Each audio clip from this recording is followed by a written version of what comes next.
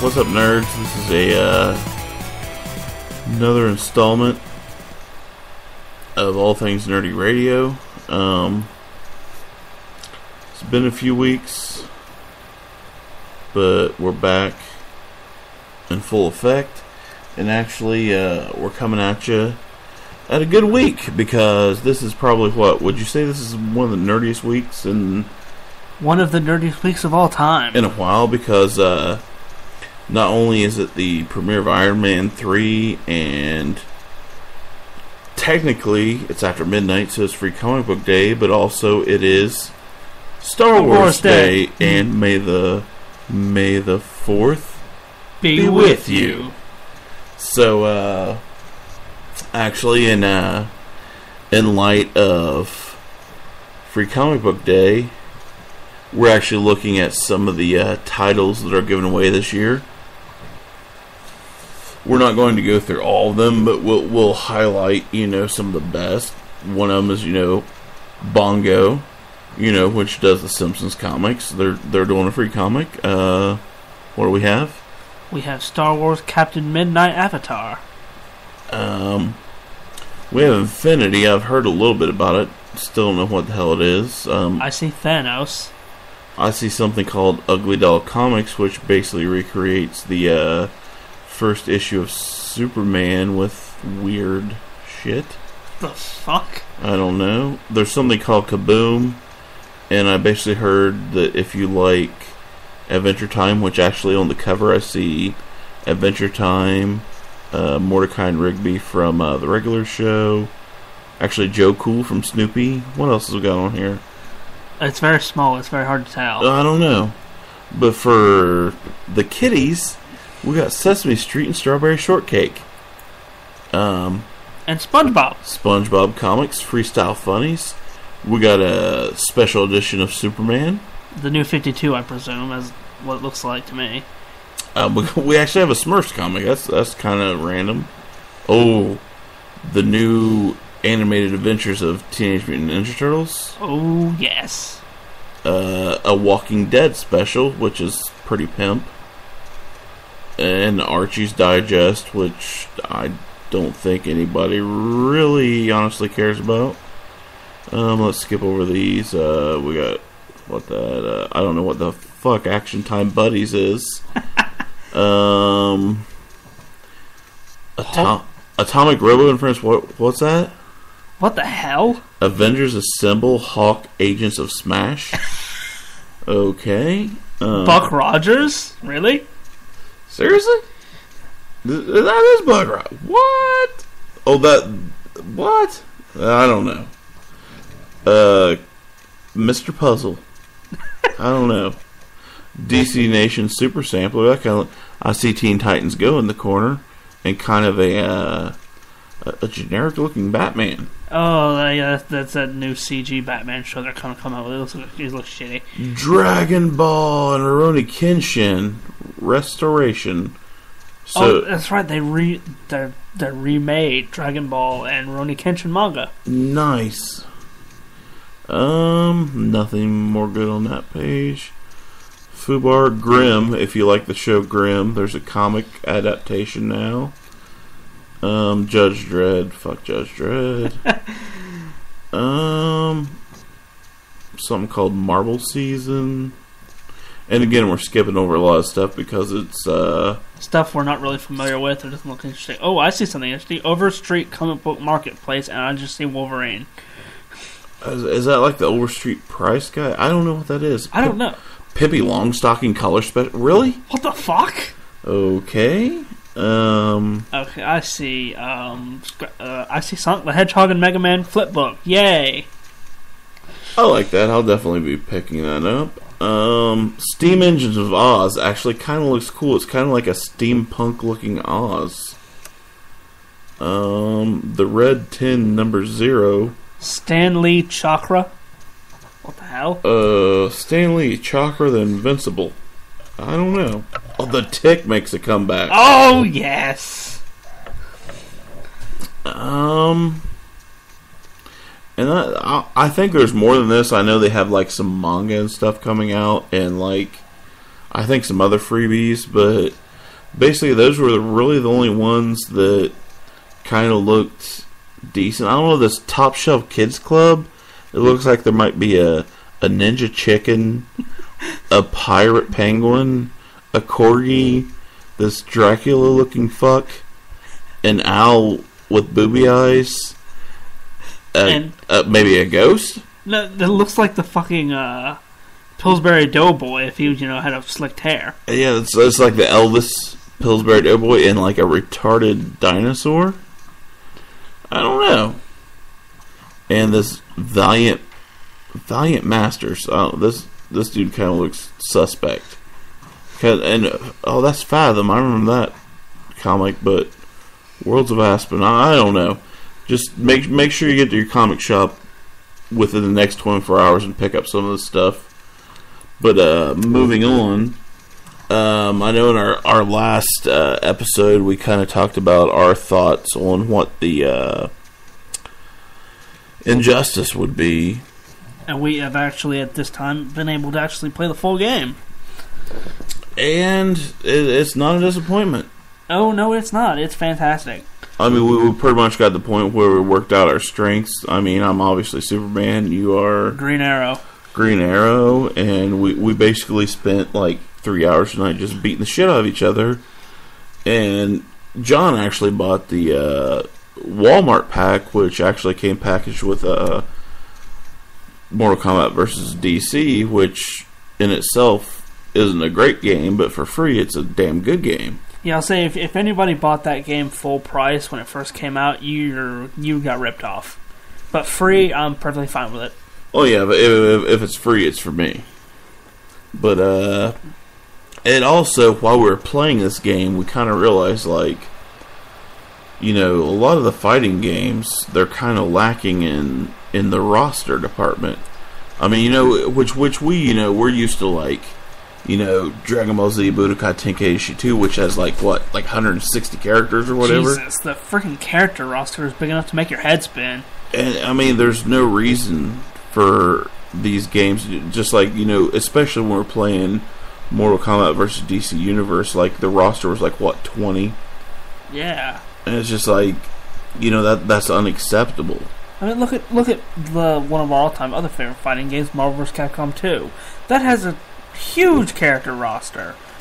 All fighting games need to be into that territory. Having so many characters, you could spend like a whole weekend just experimenting with all of them.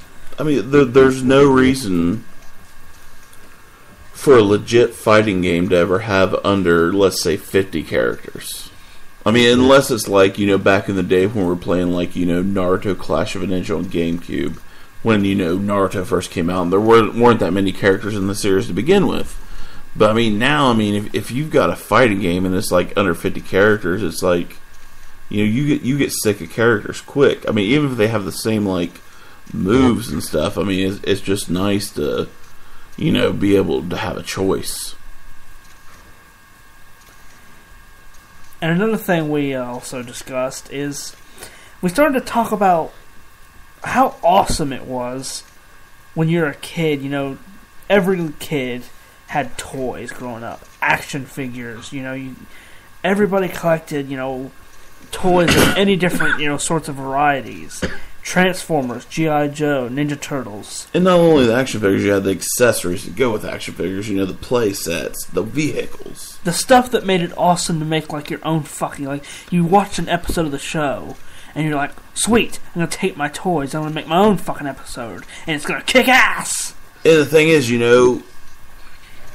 we grew up in an era when you buy your parents buy you toys, you play with them until, like, the arms fall off. I mean, that was our thing, but, watching shows like, the Toy Hunter or whatever, the Toy Collector, or whatever it's called, you kind of realize, man, if I would have like kept my toys in pristine condition, I could be driving like a Lamborghini right now. 5 Lamborghinis.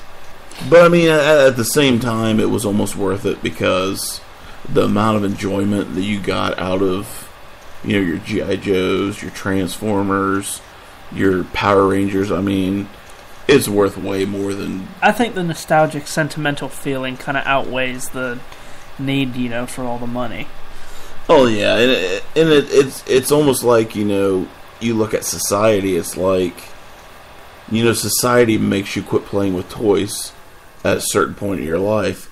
But it's like if there weren't that stipulations on society, I mean, how many of us would still be playing with toys now in our 20s and 30s? Whoever said we had to follow society's stipulation? Exactly. I mean, and it's all part of your, using your imagination, and that's the best thing about being a kid. It's like, even when I was a kid, me and my nephew, we were really big into Ninja Turtles, and we'd build sewers out of, like, cardboard boxes and stuff. I mean, you incorporate all your toys together, like you'd build stuff out of Legos to use for your other toys, because Lego is the universal toy. Yes, it is. You can work with anything. No matter what toy you're playing with, you can probably incorporate Legos into it somewhere.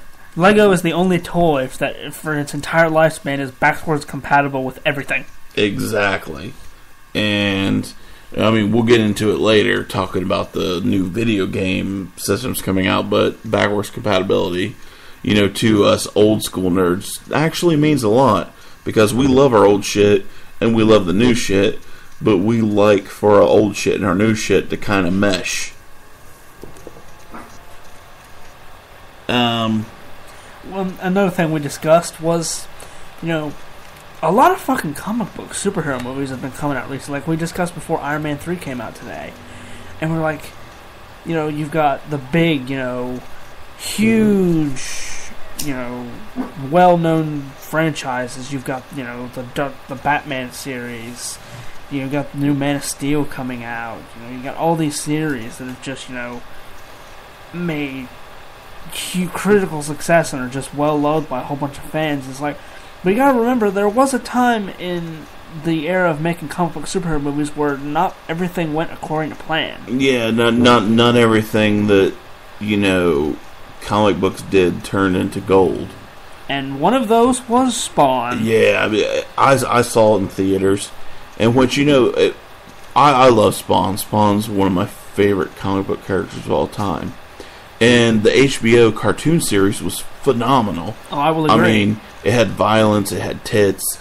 I mean, it had everything. But the movie...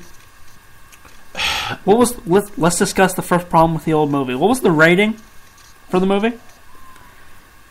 What was the rating for that movie? The movie was rated PG-13. Yeah. Problem with that. How are you going to rate a guy who is a hellspawn? I mean, if you come from hell, you're not PG-13. No. And not to mention just like why the movie isn't the worst comic book movie of all time. It just, like, as far as Spawn fans go, it was pretty fucking terrible. That's why I'm hoping this reboot kind of gives it a little bit of justice and, like... Well, apparently we have Todd McFarlane himself working on it. So if it's in his hands, I think we'll be good. I hope it will be good. And then also, I think on maybe the 7th, we have Star Trek Into Darkness coming out, which is, we're big fucking Trekkers, we're big nerds, And I mean, there's really not a lot to say about it. Although I'm looking forward to it. Yeah, I mean, I know a lot of people gave the first movie a lot of shit, but what you gotta understand is like even I, when it first came out, I gave it a lot of shit, but then I just went into it thinking it's a reboot, it's a retelling, and it was really fucking good. I mean, it's got Simon fucking Pegg, for Christ's sakes, Shaun of the Dead. And another thing, you would think you'd go into the movie thinking that it would just be like, oh, they're just destroying what we've already been established with. But no, that movie loves to pay homage and nod to the old school series. Oh, yeah. They brought back Leonard Nimoy as Old Spock. Fuck yes. Which anything Leonard Nimoy has his hand in, same way with the Shat. I'm on board. Yeah, we loved the first Star Trek movie by J.J. Abrams. We just hope this one's going to be just as good. our next point of business is one thing that we actually saw coming, and we can see coming soon with all the other consoles. But like, basically, Nintendo has announced that in June? Is it June that they're going to start shutting down? And which really it don't matter, because they're some of the channels that nobody ever really uses, like the Nintendo Weather Channel and the Forecast Channel, and news and all that shit. But I mean, slowly but surely, Nintendo is phasing out the Wii in favor of the Wii U, which makes sense. Companies do that. But I mean, at the same time, once you've invested all this time in a console, it's like losing an old friend.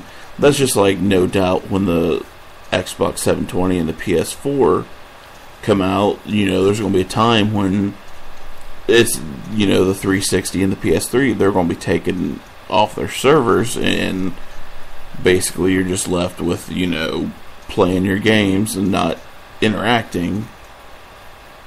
Well, I mean, it couldn't be all bad. We'll still be able to actually play the games, but, if the persistent rumors of the next Xbox are true, when that dies off, we're going to be fucked.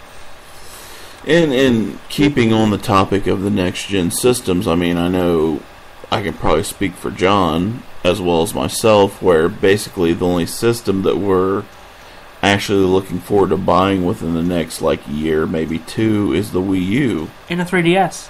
And a 3DS, because basically there's too many rumors going on right now about, the PS4 and the Xbox 720, and they're not capturing my excitement. But see, that's the thing. The Xbox, the PS4 and the Xbox 720 aren't out. We don't know everything about them. The Wii U is out. We know what it is. We know what it does. And not to mention, the Wii U launch went pretty solidly. You didn't hear any reports, not many reports of anything going bad, but every time, Microsoft or Sony releases a system, there's, bugs for, the first year, and people, the Red Ring of Death, or with the PlayStation, the whatever the hell that was called that happened to it. The PlayStation 3 hack of 2010. I think.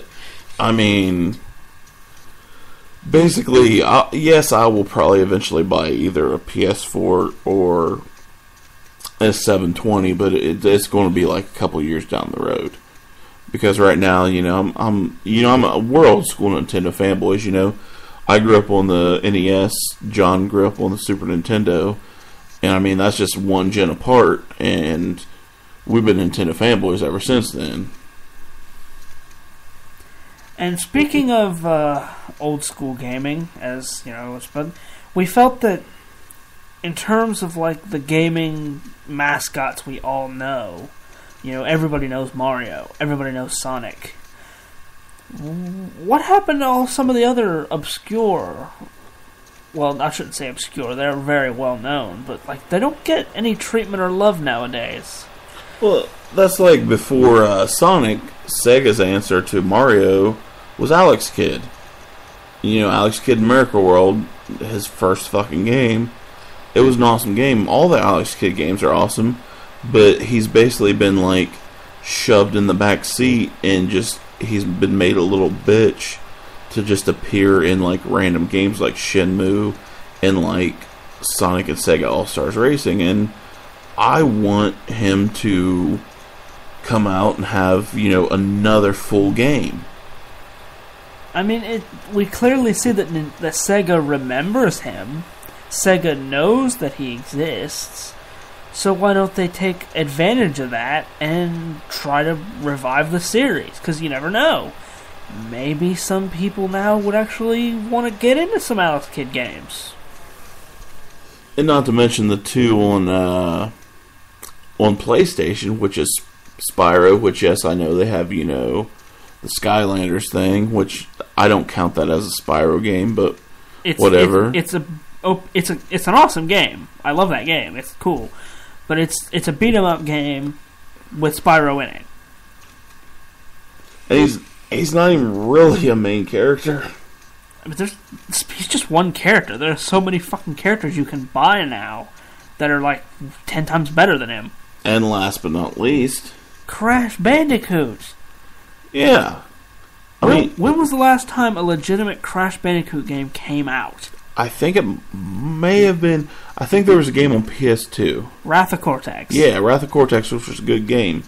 And I think Sony is crazy even if they never make another new Crash game, they should at least release an HD box set, of the old games. Touch up the graphics, polish them up, and release them for a new generation to enjoy. Because I honestly believe that it could be a hit. What's the real bitch slap to the fan here is the fact that not too long ago, Sony released the PlayStation All-Stars fighting game, which, it's just a Smash Brothers clone. But, it's featuring all the, well-known Sony characters. You've got Jak and Daxter, Nathan Drake, Fat Princess. Crash Bandicoot is not in the game. At all. Neither is Spyro. Neither is Spyro. Why not? I mean, I'm sorry, but, I love Nathan Drake. I love the Uncharted series, but to me, Crash Bandicoot is as much of an important milestone in Sony's history as Nathan Drake or Kratos. Crash Bandicoot is to Sony what Sonic is to Sega and what Mario is to Nintendo. I'd like to consider them the awesome trio of gaming, in a sense. That's what I just, consider them. Exactly, and one of the best parts of the PlayStation 1's console gen history was the cool fucking Crash Bandicoot commercials. Oh hell, seriously, it's issued a challenge for everyone listening to this show tonight. Go on YouTube, look up Crash Bandicoot 3 commercial. Your mind will equal blown if you've never seen it before. Or the one where he calls out Nintendo over the megaphone. Oh, I remember that. That's fucking hilarious. Or the one where he's in the dressing room and he tries on a little bikini looking thing and he walks out. I mean, Crash Bandicoot was fucking awesome. Never did he once say a word either. No. And some of you might be sitting there thinking, well, what about Microsoft? What about Mascot there? 2 words. Fuck no. What do you got, Master Chief? I mean, Galo. Whoop-de-frickin-do. Yeah, exactly. But we're coming to an end of another episode of All Things Nerdy. And basically, that's pretty much what's going on right now. But we just kind of wanted to let you guys know that we are working on a website. I'm going to say it'll be up and running by next weekend. I'm going to give it that long. And also, you can find us on Facebook. Just search out All Things Nerdy. Like us at All Things Nerdy on Twitter. Am I missing anything? YouTube. Oh yeah, YouTube. All Things Nerdy 42. Right now, me and John's working on a bunch of great stuff. We're getting ready. We're actually writing scripts right now and getting ready to film some stuff, and shit's about to get really legit. So follow us on everything, and you're all going to be pleasantly surprised at what we come up with. Also, stay nerdy. Stay nerdy. And for this episode, I'm Jason. I'm John. And this has been All Things Nerdy.